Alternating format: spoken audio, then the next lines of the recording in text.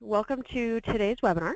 As you guys have already heard, my name is Jenny Cooper. I've been here for about 3 years now, and I am being assisted by Mr. Chad Klein. Today's webinar is Get a Blast from the Past, Explore Your Store's Data History. So what exactly does that mean? Well, this is what essentially we're going to be covering in today's webinar. We're going to be talking about deleted items and deleted customers, what that actually means inside Paladin, and what Paladin does with them, and how to recover them. We're going to talk about active versus obscure inventory. We're going to talk about good data habits to have, and then also some reports and just some little tidbits about past reports and things like that you want to remember when you are looking through your store's data and your store's history. All right, so jumping right in, deleted items. First off, Paladin never truly deletes items. So I say that word with caution. When I say delete, what it actually means is we essentially archive it. So we just kind of put it in your data's back burner, almost, right? That way it can always be recovered at any time. And you never really truly permanently lose that part number because you never know when something like that might actually come up to where you need it again. And what you do is you restore it.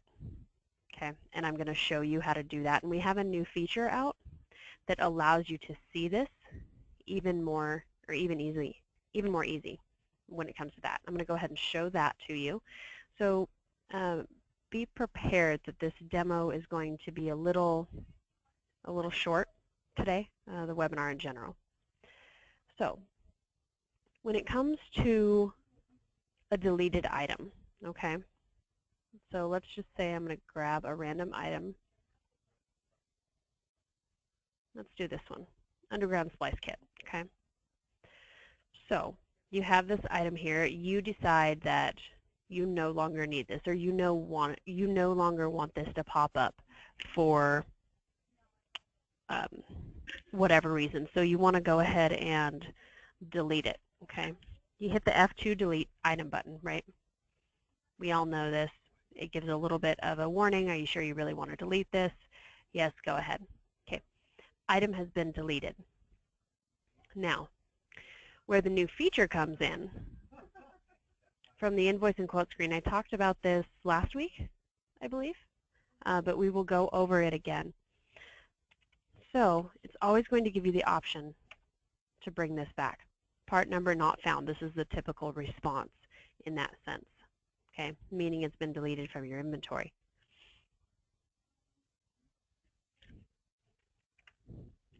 Now, this is what the new feature looks like. You're about to restore this part and make it active. Click Restore to confirm. You don't have to have this option pop up, but what this is doing is showing that it really still is in your data's history and you always can still find it. It just may not be actively popping up for whatever reason. Now, if you choose to do this, you can absolutely restore it. And then there you go. And now it's, again, part of your active inventory. That feature I was talking about, I had mentioned it in last week's webinar just to briefly talk about it again. What it's going to do, down here at the bottom, deleted part behavior, you have the option. So that's File Setup Inventory, the Store tab, deleted part behavior, auto restore, prompt for restore, or part number not found. So you can choose how you want to have that happen. That way you don't have customers, or excuse me, cashiers accidentally ringing up deleted items if need be.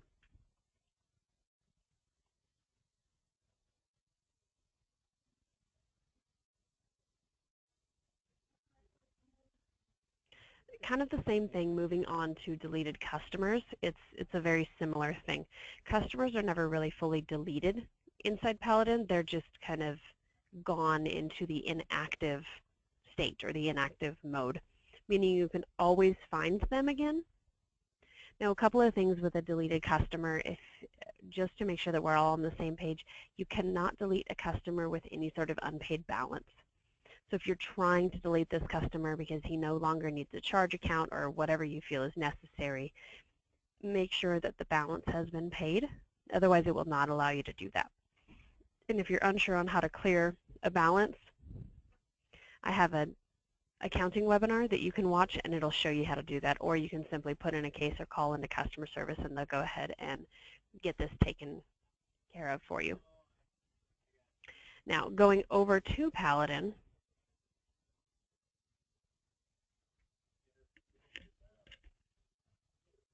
sorry about that.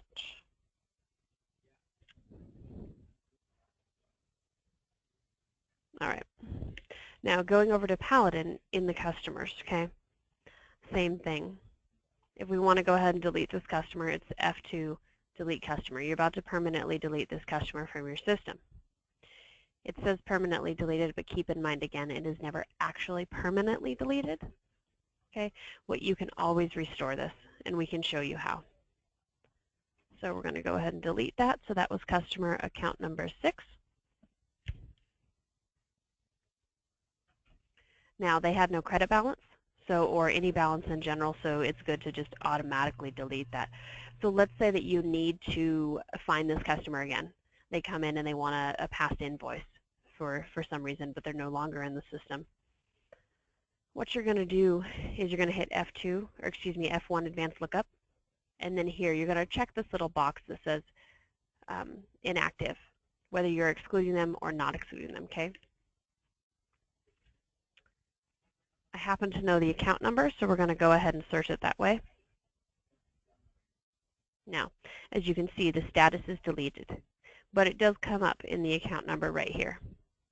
You want to select that customer, and then they're automatically restored. And then you can go in and do whatever you need to do. You can look at their history and whatever the customer is asking of you at that time.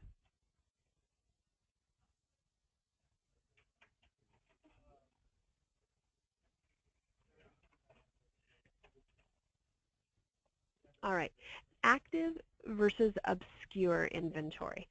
So what is the difference and why does it matter? Okay. Active inventory is what you're currently selling in your store. If you go and scan something and it pops up, that's essentially active inventory.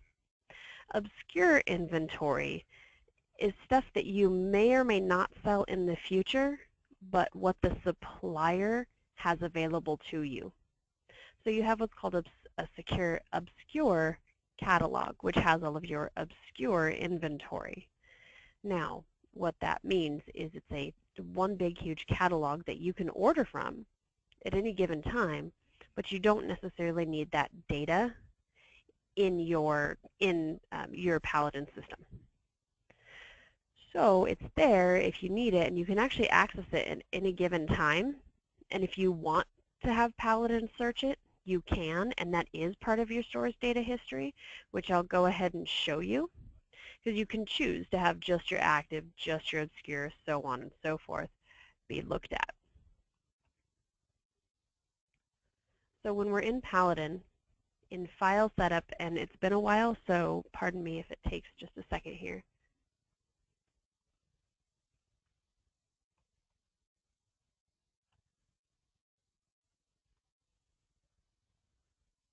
All right, here under Company tab, where it says Obscure File Precedence, Obscure File Access. Okay, Invoice and Quote, Inventory, EDI, those kind of things.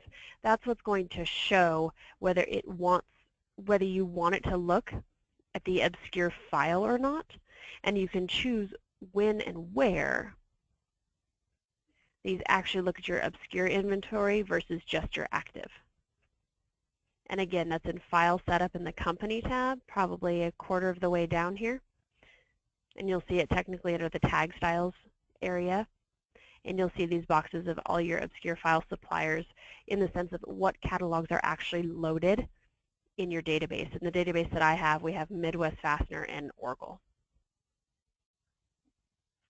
And so keep in mind that's always available to you if you want to have everything look up. It's just never, it's not always the best idea in that sense, because let's say you are looking for, you need to look for garden hose, right?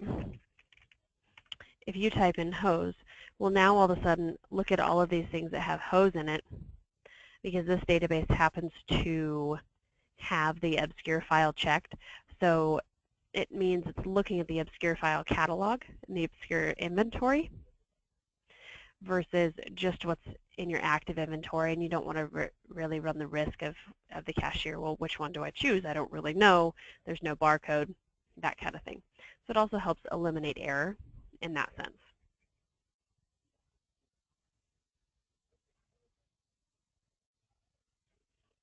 All right, reports.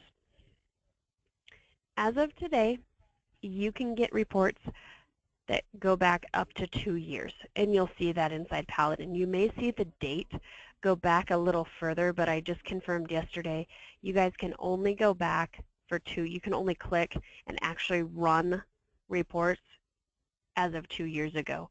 If you need more than that,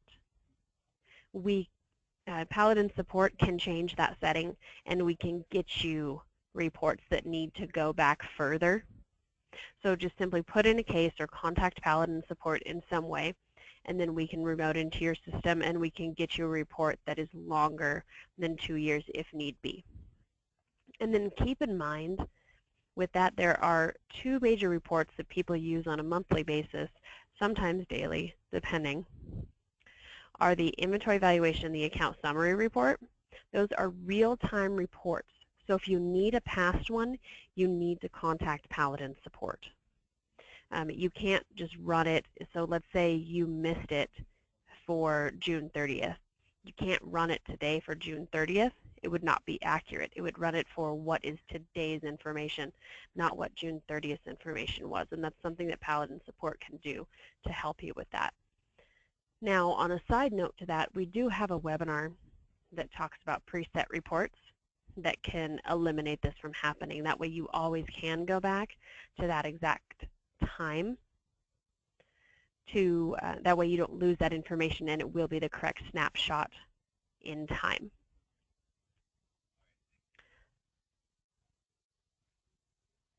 All right, so good data habits. Okay, to kind of, just a couple of things to kind of end you with. I said it would be a short webinar. So this is the last slide we're going to talk about now. Performing good data habits, right? A few things you want to remember. That way you do always have access to your data and to your store's history, more importantly. Performing nightly backups and taking them off-site. It's great if you perform them, but if you leave them on site in your store, let's say a tornado hits, and then everything gets destroyed, it really does you no good, because then you still don't have a backup. Now, just in case you do forget, every once in a while, Paladin does do an auto backup at 11:15 at night if you do forget. Okay. Also, performing a battery backup is a good way to back up everything in general. Okay, and then always knowing your data. So what I mean by that, if it's been a long time since you've ran reports from a couple of years ago, you might want to take the time to do that. It's important to know your store's history, especially your data history. So really knowing where you guys stood then versus now, that way you can take a look. And knowing just in general how to run these reports and where to find the history of customers, of inventory, understanding that Paladin doesn't actually fully delete things and that you can always get it back. That's always a good thing for you guys to know. Now, we also have another webinar coming up here in a couple of weeks that will talk about these nightly backups. We actually have a service that is available as of now. It's in the new general release that's coming out, and it's going to allow you, it's a managed service, it's going to allow us to do the backups for you. That way you will always have an automated backup, and that it will be off-site. So it's pretty cool. CJ is going to talk about that here in a couple of weeks. Without me going into too many more details about it, I don't want to spoil the surprise for CJ. So that's it. We have time. If you want me to go over some other history stuff, we absolutely can, or if there are any questions. Looks like we have one.